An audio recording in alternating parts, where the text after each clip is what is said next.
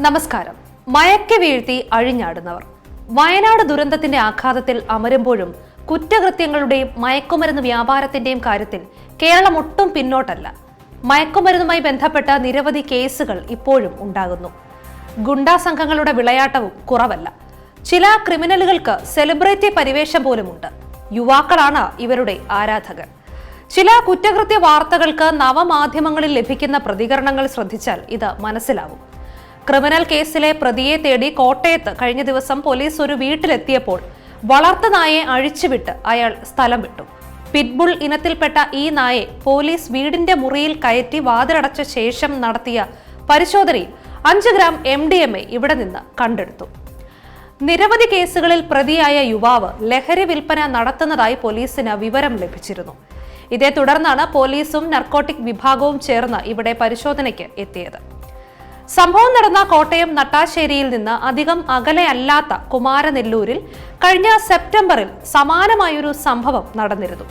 കുമാരനെല്ലൂർ വല്യാലിൽ ചൂടിന് സമീപം dog hostel നടത്തുകയായിരുന്ന യുവാവാണ് അന്ന് നായ്ക്കളെ അഴിച്ചുവിട്ട് പോലീസിനെ വിരട്ടിയത്. വിദേശ ഇനത്തിൽപ്പെട്ട വില കൂടിയ നായ്ക്കളും ഇവിടെ ഉണ്ടായിരുന്നു. ഡോഗ് ഹോസ്റ്റൽ എന്ന ബാനറിലായിരുന്നു പ്രവർത്തനമെങ്കിലും പ്രധാന കച്ചവടം മയക്കുമരുന്ന് തന്നെ. ആവശ്യക്കാർ ഏറെയുള്ളതും കച്ചവടം ഊർജിതമാക്കി. ഇടപാടുകാരിൽ മിക്കവരും ചെറുപ്പക്കാരും വിദ്യാർത്ഥികളും. കഴിഞ്ഞ ദിവസം പാറമ്പുഴയിൽ പിടികൂടിയ യുവാവിന്റെയും പ്രധാന കസ്റ്റമേഴ്സ് കോളേജ് വിദ്യാർത്ഥികളായിരുന്നു.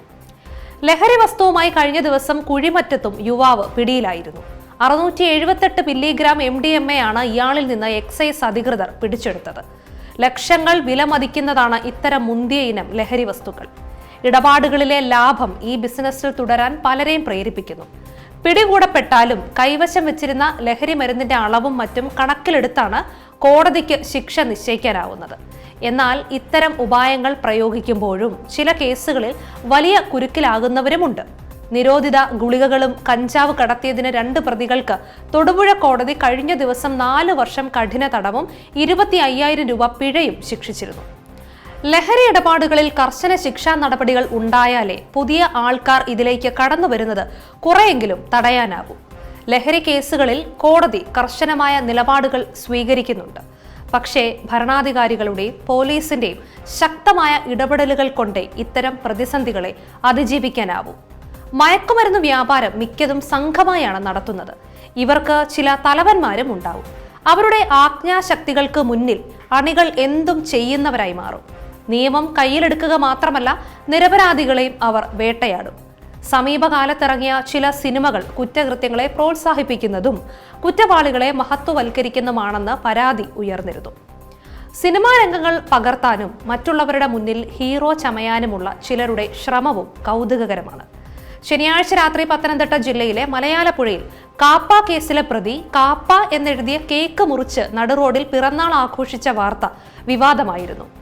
ആഘോഷത്തിന്റെ വീഡിയോ ദൃശ്യങ്ങളും പുറത്തു വന്നു. അടുത്ത കാലത്താണ് ഇയാൾ BJP വിട്ട് CPM-ലേക്ക് ചേക്കേറിയത്. ഇതേക്കുറിച്ച് നിയമസഭയിലും വിമർശനം ഉയർന്നിരുന്നു. ഇതിനു മുമ്പും ഗുണ്ടാ സംഘങ്ങളുടെ ആഘോഷ പരിപാടികൾ വൈറലായിട്ടുണ്ട്. ക്രിമിനലുകൾക്ക് സമൂഹത്തിൽ മുഖംമൂടിയിട്ടും അല്ലാതെയും അഴിഞ്ഞാടാൻ അവസരമൊരുക്കുന്നതിന് പലരും മറുപടി പറയേണ്ടതായുണ്ട്. പരസ്യമായി തന്നെ തന്റെ ക്രിമിനൽ പശ്ചാത്തലം പറയാനും അതിന്റെ പേരിൽ അഴിഞ്ഞാടാനും ആരെങ്കിലും തയ്യാറാവുന്നുണ്ടെങ്കിൽ അവർക്ക് എവിടെ നിന്നൊക്കെയോ വലിയ പിന്തുണയും സംരക്ഷണവും കിട്ടുന്നുണ്ടെന്ന് ഉറപ്പ്. ഉരുൾപൊട്ടി വഴിയാധാരമായവർക്കും അനാഥരായവർക്കും നൽകാനാവാത്ത സംരക്ഷണവും സുരക്ഷയും ക്രിമിനലുകൾക്ക് നൽകുന്നുവെങ്കിൽ അത് നാടിന്റെ ദുര്യോഗം തന്നെ. നമസ്കാരം.